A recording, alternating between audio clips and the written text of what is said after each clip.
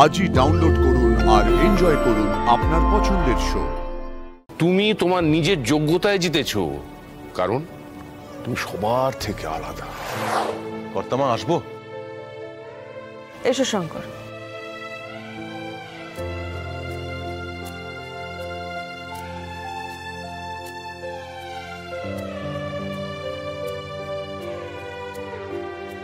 কুসুম আপনার সঙ্গে কিছু কথা বলতে চায়।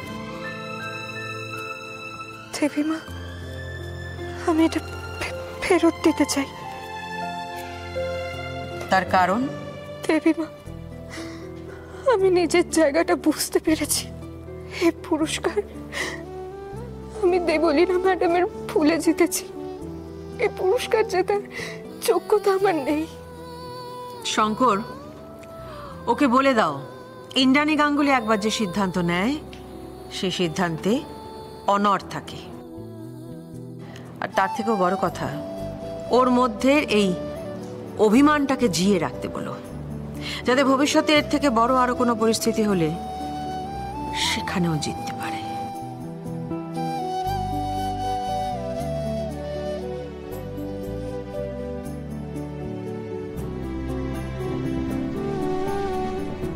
দেখো কুসুম, তুমি অন্যের ভুলে যেতনি, আর যদি জিতেও থাকো তাতে তোমার জয়টা ছোট হয়ে যায় না।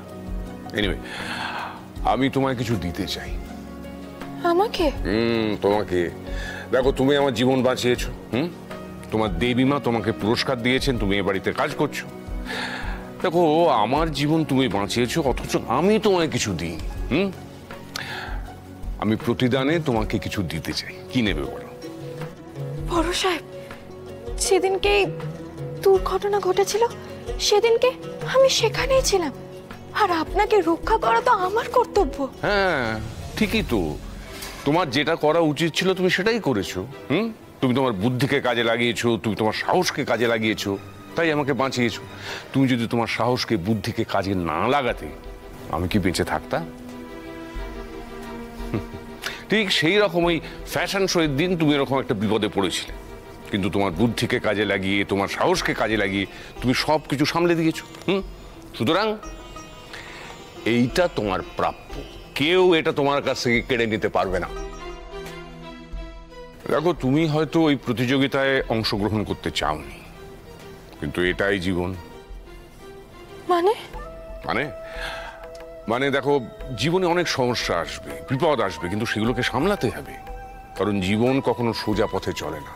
চড়াই আসবে, উতরাই আসবে, কিন্তু ওপরে উঠে যে স্থির থাকতে পারে বা পড়ে গিয়ে যে উঠে দাঁড়াতে পারে, সেই তো যথার্থভাবে জীবনকে উপভোগ করছে, আর বাকিটা তো বেঁচে আছে।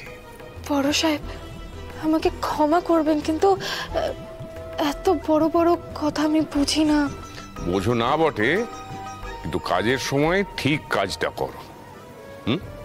দেখো, দেবলীনা তোমাকে না জানিয়ে তোমার নামটা দিয়ে দিয়েছিল, কিন্তু ও কি তোমাকে জেতাতে পারতো? বলো, ও কি জেতাতে পারতো তোমাকে? না। তুমি তোমার নিজের যোগ্যতায় জিতেছো, কারণ তুমি সবার থেকে আলাদা। তাই আর কোনোদিন নিজেকে ছোট ভাববে না। আর এই মুকুট একমাত্র তোমার মাথাতেই মানায়।